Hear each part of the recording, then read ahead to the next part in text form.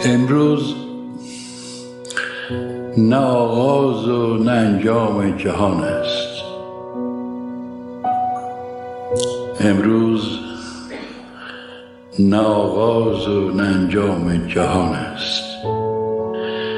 ای بس غم و شادی که پس پرده نهان است. گر مرد رهی غم مخورد دوری و دیری، دانی که رسیدن هنر گام زمان است.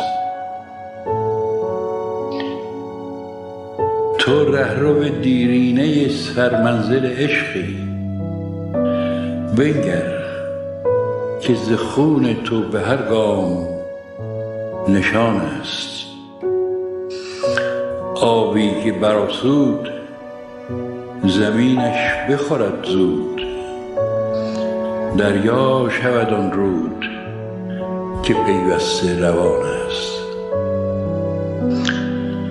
باشد که یکی هم به نشانی بنشیند، بس تیر که در چله این کهنه کمان است.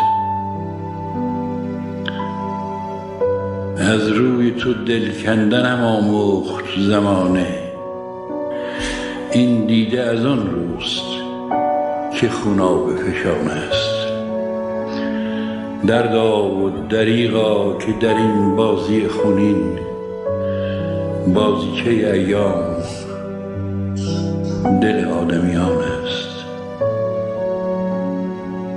دل بر گذر قافله لاله و گل داشت این دشت که پامال سواران خزان است.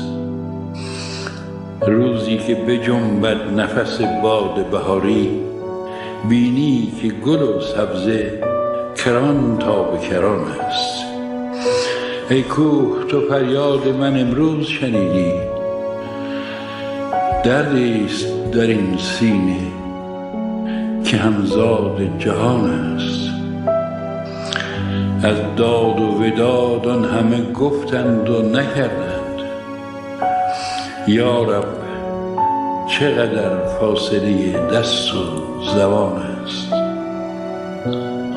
خون می چکد از دیده در این کنج صبوری، این صبر که من می کنم افشردن جان است. از راه مرو سایه که آن گوهر مقصود گنجی است که اندر قدم راه روان است.